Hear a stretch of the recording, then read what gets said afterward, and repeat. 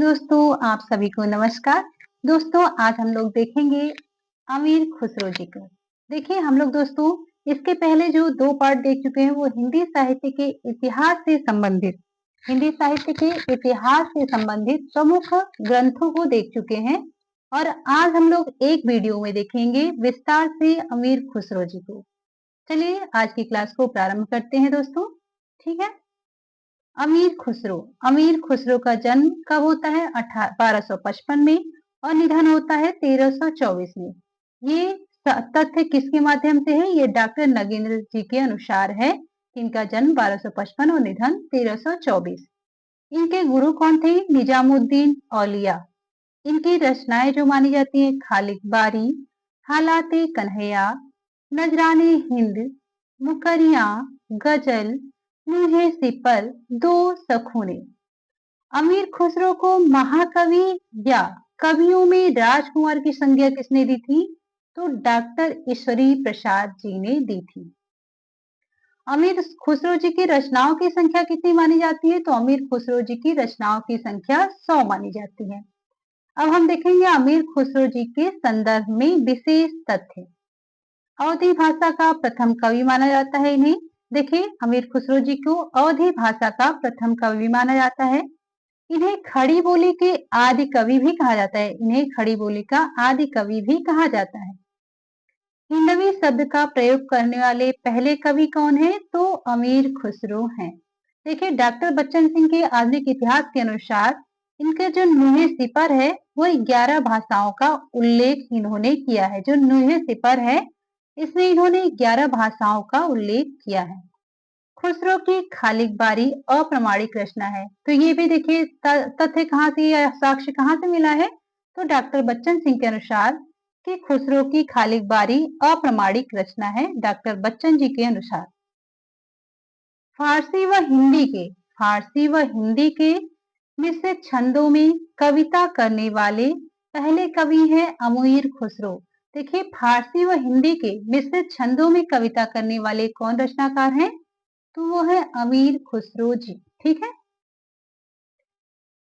ये देखिए अब हम देखेंगे रामचंद्र शुक्ल जी के जो इनके संदर्भ में मुख्य कथन जो बार बार परीक्षाओं में पूछे जाते हैं। ठीक है, आगे देखते हैं। ये फारसी के बहुत अच्छे ग्रंथकार और अपने समय के, क्या कह रहे हैं कि ये फारसी के बहुत अच्छे ग्रंथकार और अपने समय के नामी कवि थे। तो ये कथन किसका है? ये आचार्य रामचंद्र शुक्ल जी का कथन है। देखिए बार बार आप नेट अगर देते हैं ना तो नेट में जब ऑप्शन में आता है तो उसमें 3-4 ऑप्शन दे देता है कि अमीर खुसरो के संदर्भ में रामचंद्र शुक्ल जी का कौन सा कथन सही है या इसमें से छाटिए कौन से कथन उनके संदर्भ में कहे गए हैं। ठीक है।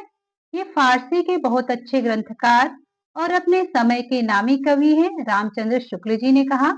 ये बड़े ही विनोदी, मिलनसार और सहृदय, देखिए क्या है, ये बड़े ही विनोदी, मिलनसार और सहृदय थे।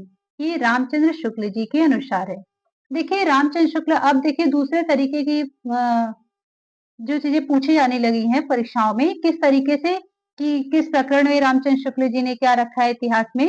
तो देखिए अमीर खुसरो जी को रामचंद्र शुक्ल जी प्रकरण 4 फुटकल रचनाओं में रखा है। ठीक है। कबीर की अपेक्षा खुसरो का ध्यान बोलचाल की भाषा की ओर अधिक था। कबीर की भाषा, देखिए क्या कह रहे हैं कि कबीर की अपेक्षा खुसरो का ध्यान बोलचाल की भाषा की ओर अधिक था।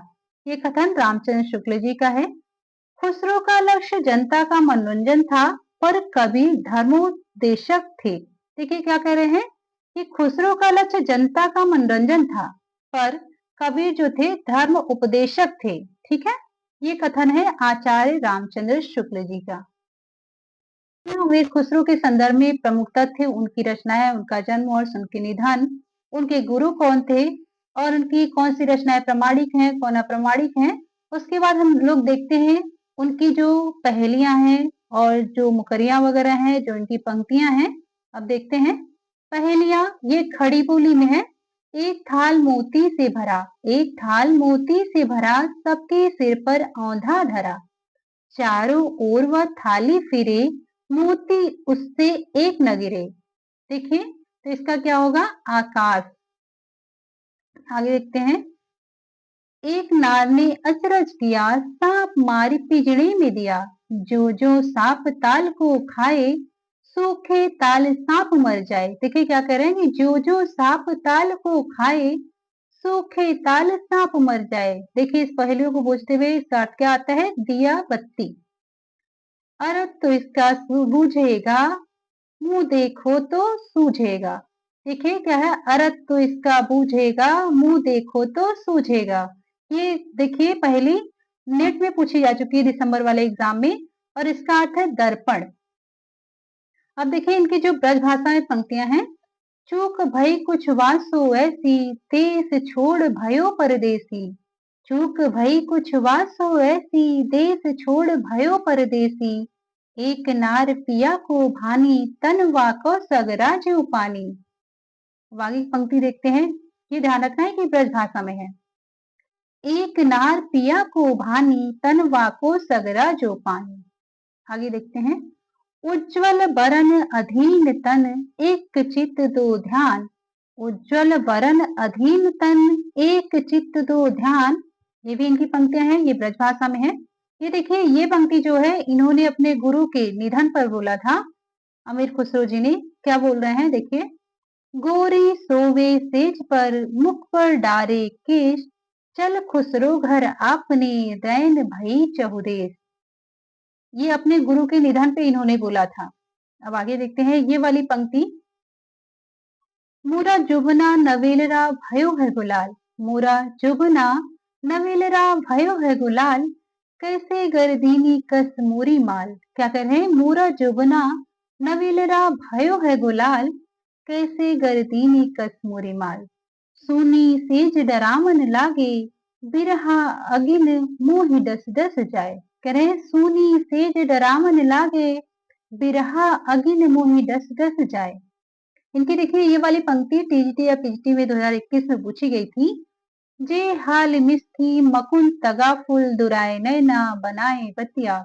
देखिए दोस्तों एक ही वीडियो में हम लोगों ने अमीर खुसरो जी को देख लिया, और इनके जो भी रचनाएं थी, जो भी प्रमुख पंक्तियां थी, और जो भी आलोचकों के कथन थे, हम लोगों ने एक ही वीडियो में उसे देख लिया है। ठीक है दोस्तों, आज के लिए नमस्कार, धन्यवाद।